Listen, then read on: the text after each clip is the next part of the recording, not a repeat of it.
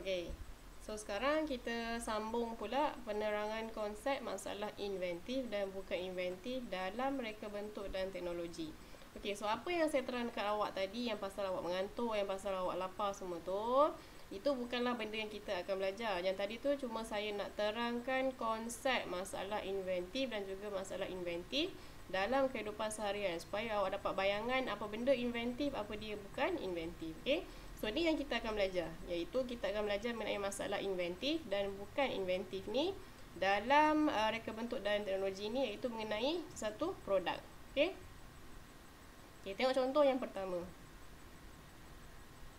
Okey, contoh yang pertama dia adalah mengenai masalah bukan inventif, iaitu produknya adalah pisau. Okey. So biasa guna pisau kan kat rumah? Biasa tolong mak masak ke yang perempuan-perempuan tu? Okey. So sekarang ni apa masalah pisau ni? Okey, masalah dia adalah, okey, apakah masalah pisau tersebut? Okey, pisau tersebut tumpul. Bila pisau tumpul, nak potong daging tak boleh, nak potong ikan tak boleh, nak potong apa benda pun tak boleh. So itu masalah dia. So macam mana cara kita nak selesaikan masalah ni? Okey, so bagaimana penambahbaikan dibuat pada pisau tersebut untuk selesaikan masalah yang tumpul tadi? So pisau perlu diasah semula supaya dia akan jadi tajam balik. Okey, senang je. Masalah dia adalah pisau tu tumpul. So kita kena nak selesaikan masalah pisau tumpul tadi tu, kita kena asah dia supaya dia jadi tajam semula. Okey. Nak asah. Okey, macam-macam cara kita boleh asah kan? Okey, kemudian soalan, adakah timbul kesan sampingan selepas pisau diasah? So jawapannya adalah tidak. Okey, bila pisau tumpul, awak dah asah, so dia akan tajam balik. So dia tak ada masalah lain dah yang timbul. So kita akan anggap masalah tersebut telah selesai. Okey. Tu masalah bukan inventif. Ingat, bukan inventif, tak ada timbul masalah lain.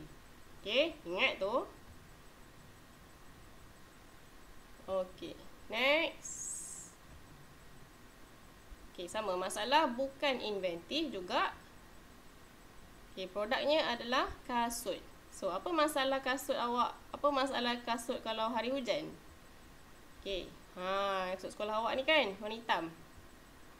Balik sekolah hujan, awak main hujan. So, apakah masalah kasut tersebut? Kasut tersebut basah kerana terkena hujan. So, itu adalah masalah dia.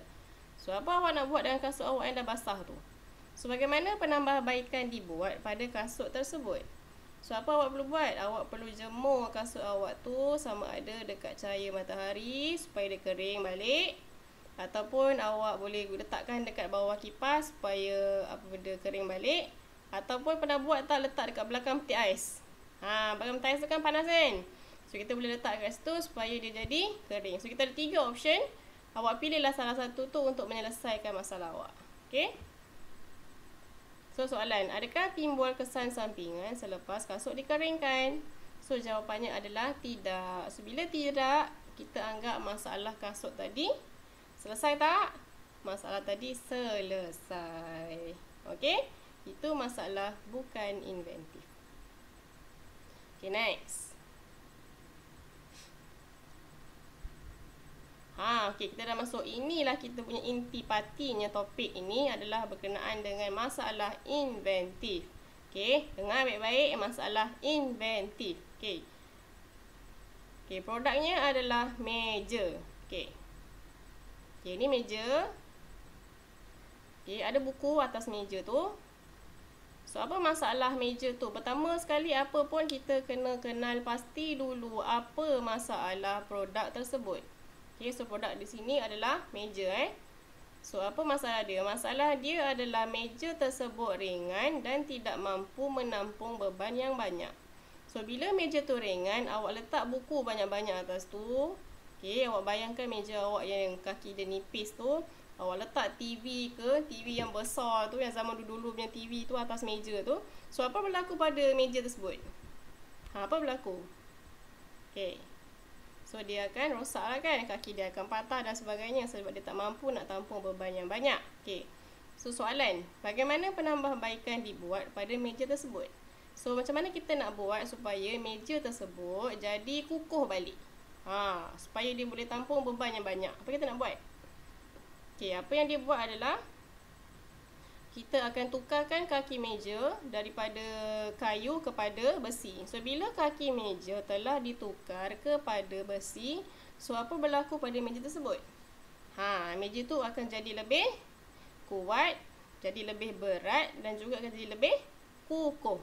Betul tak? So, bila kaki kayu lama-lama dia akan rapuh kan? So, bila kita tukar dengan kaki besi, so dia akan jadi lebih kukuh dan juga berat. Okey. So, itu apa yang dia buat pada meja tersebut. Okey, kemudian soalan dia. Adakah timbul kesan sampingan selepas kaki meja ditukar? So, jawapannya adalah ya. Kenapa? Meja jadi semakin berat sebab dah pakai besi kan? Kemudian bila berat, kita akan susah nak alihkan dia. Okey, kemudian kalau dulu kita nak angkat meja kayu biasa tu, kita cuma perlukan 2 orang sahaja untuk angkat meja. Tapi bila dah tukar kepada kaki meja yang besi tu, apa yang berlaku, kita akan perlukan lebih ramai orang nak tolong untuk angkat meja tersebut. Nampak tak? So, itu maksudnya masalah inventif. Masalah tak boleh tampung beban buku tadi selesai tak? Selesai, betul. Tapi timbul pula masalah lain, iaitu meja jadi berat. Nak alih pun susah. Okey? Kita kena panggil ramai lagi orang nak tolong alihkan meja tersebut. Faham tak? So, masalah pertama selesai. Tetapi timbul pula masalah yang kedua. Okey? Clear? Belum lagi? Tengok contoh lain.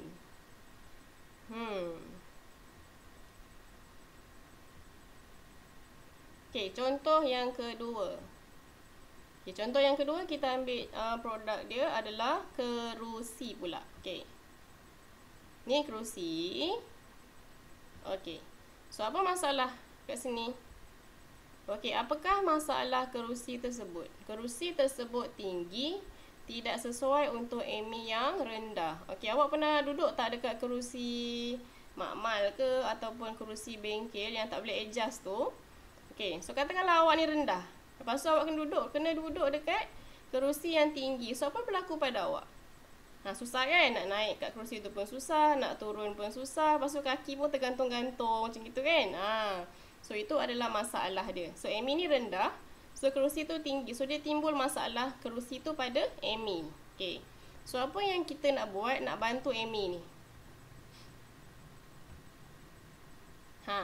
Bagaimana penambahbaikan dibuat pada kerusi tersebut? Okey, apa yang dibuat adalah kaki kerusi diubah menjadi lebih rendah. So, dia modify kerusi tu, dia pendekkan kaki dia, so jadi lebih rendah. So, lebih sesuai untuk siapa? Untuk ME. Okey. So, selesai tak masalah ME tadi? Selesai. Okey. So, maksudnya masalah untuk murid yang rendah tu dah selesai. So, kita tengok. ME dah selesa dah duduk. Okey, kemudian soalan, adakah timbul kesan sampingan selepas kaki kerusi diubah? So, jawapannya adalah ya, kerana kerusi tidak sesuai pula digunakan oleh murid yang tinggi. So, bila kerusi tinggi, tak sesuai untuk murid yang rendah. Okey, kemudian dia dah potong kaki tu, kerusi jadi rendah. Okey, kemudian yang budak yang rendah, okeylah, sedap dah duduk. Tapi apa berlaku pada murid yang tinggi pula? Macam mana nak duduk kat kerusi yang rendah? Pernah bayangkan tak awak yang tinggi ni, tiba-tiba awak duduk dekat kerusi kanak-kanak yang rendah tu, yang kaki dia pendek tu. So, apa berlaku pada kaki awak? Duduk lama-lama akan jadi apa? Lenguhlah kaki kita. Kan? Nampak? So, murid yang tinggi dia akan rasa masalah pula pada dia. So, itu maksudnya masalah inventif. Okey, masalah yang pertama untuk murid yang rendah tu dah selesai. Tapi timbul pula masalah yang baru, iaitu timbul masalah kepada murid yang tinggi pula. Okey? Ada faham? Okey, kita tengok contoh yang lain.